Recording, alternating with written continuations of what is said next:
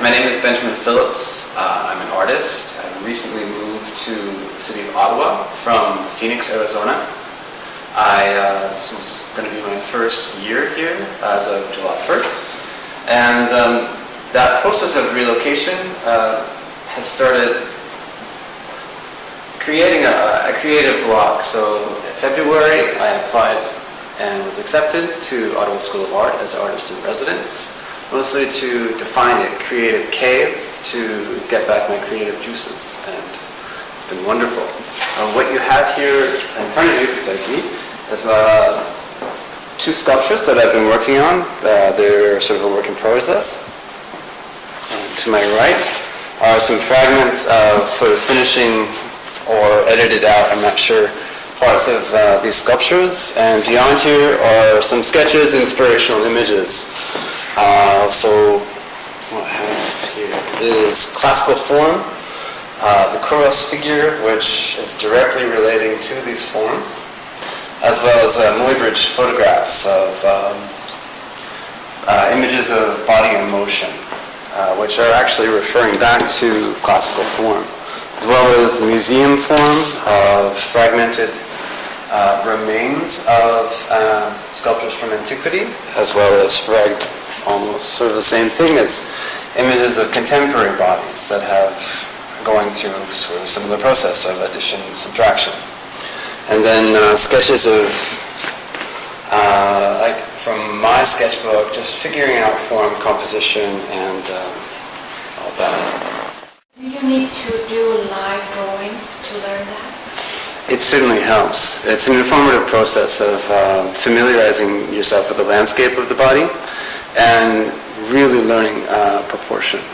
So in this case, where I am taking away parts of the body, I need to understand the negative space has to relate to the positive space. So knowing studying the physical form by doing life drawing is super duper important for that.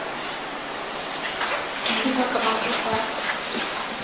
Yes, the art itself. My process begins with an idea. I watch people, or I come through an idea, an intuitive process of why is that person moving a certain way? What is the burden, sort of emotional burden? And getting to thinking about that relates back to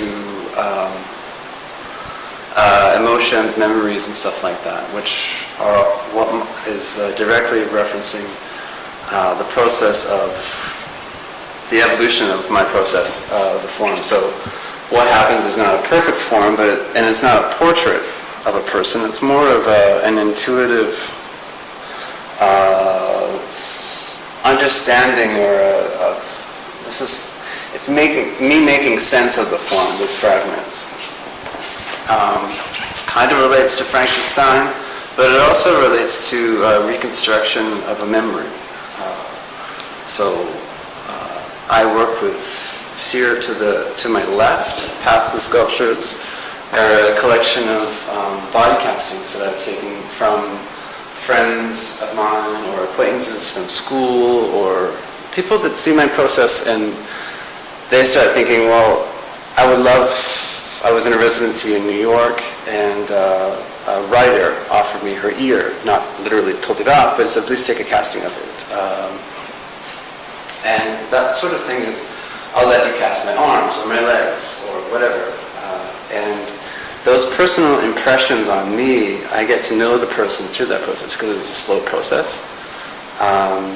And it resonates with me, so when I am considering a composition, sometimes that triggers the memory of that person.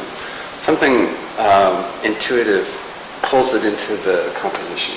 Because what we have here are one of my legs, another of a friend's. The foot is of when I was teaching in Arizona, that's the foot of a woman in my class, one of my students. Torso of a friend of mine, I think that's my arm. Like, it's all kinds of people, all kinds of genders, ages, and body shapes. That's actually the torso of my friend's child. So he's just finishing his first year at university. It's like going through your old photographs that like they're almost completely deteriorated, but there's a memory or there's an emotional trigger, and that's what I have with these deteriorated molds. Like this is the knee of my uncle. That's almost barely a casting at all, but I know that knee really, really well. And the same for all these parts. That's an iron casting of my right leg, just of my knee. So I have a huge storage space that I need to deal with and always to access. So when I show up here at Ottawa School of Art, I said, I have some body parts that are cast, and I have some molds, and I want to make some art, and I need some space. And I will propose to make 2 to 3 forms in 4 months. Please help me. And they opened their doors, and Ottawa School of Art has been a wonderful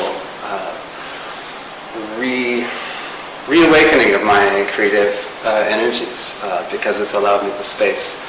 Having left my network of friends and my gallery and my studio, then I was sort of in limbo until I showed up here. And now I've got my feet, my process has started, and I'm creating like crazy. What is the biggest challenge in what you do? Engineering. And keeping a strong back as well. But the engineering of my concept was I need to evolve my process for this. I want to open the form. I want to create like a ceramic vessel that an archaeologist finds broken. They have to rebuild it. So with the human body, I'm doing that. I'm reconstructing it, but not. I'm reconstructing it the way it feels right for me. So that opens the door for abstraction. But engineering a negative spaces is a difficult thing to do. That's the hardest part for me. I can make the body parts, but making them fit together is really tricky. So. What motivates you to do this? What motivates? There's something that I need to do. It helps me understand myself as well as the world around me. I think that's probably a universal characteristic for any artist. And the human body right now is something that I've been working with since 2003. And since I've done that, it's been a very deep and powerful personal reflection on myself, my memories, my life, and the people around me. Deformities, I take it as not as an interest in horror. I remember hearing someone reflect upon that about my work. It's collage. If you do it in a photograph, I've been inspired by collage artists for a long, long time. And what I do is collage. And I deconstruct and reconstruct a form, not for the purposes of horror, but to reflect upon the emotional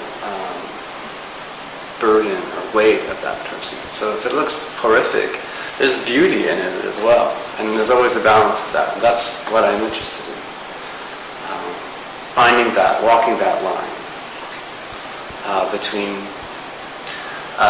finding beauty in the grotesque without going over the edge. You are leaving in a few days. Yes, at the end of this week, I'll be taking my work with me. I'm just moved into a new home that will provide a studio. So my wife and I are setting roots here in Ottawa. I'll be looking forward now I've started a new body of work here at Ottawa School of Art. And I'll be taking that further, using it to show new work for grant applications for new residencies and gallery applications as well. And these two? These are part of it, yeah, this is the beginning. So, deformity in my art, I'm finding as I evolve as a person, as I grow older, I am looking forward to the degeneration of my body as well as it's everyone's body. You hit middle age and you're like, well, what do I have left? And it's a beautiful process of aging, but it also hurts, and it hurts emotionally for that to learn to live with limitations. So that's part of the deal with my art. People look at me when I'm giving a lecture about art. Your body doesn't relate anything to your art, and they start judging me on that. And I'm using forms to speak about universal experiences about mortality and things that I'm thinking about as I'm 42 now. I'm looking forward to what comes next. So that's part of the process, and I can only say that you shouldn't measure an artist by their lifestyle or their or how they look. Look at the art and measure it on that. It would help a lot. And find something, find a vision through the art, and don't listen to the artist exactly for his words or her words. I would love to see them in Berlin. That would be my fantasy, to be making it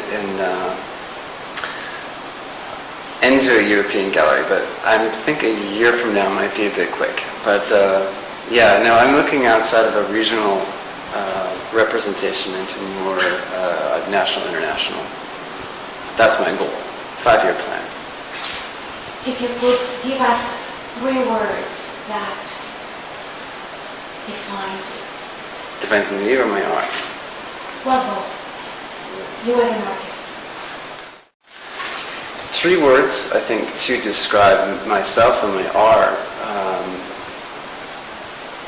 Maybe this is a goal and not what you see right now. Maybe it is. Maybe the goal is for me to feel comfortable saying it. But I would say eccentric, classic, and innovative.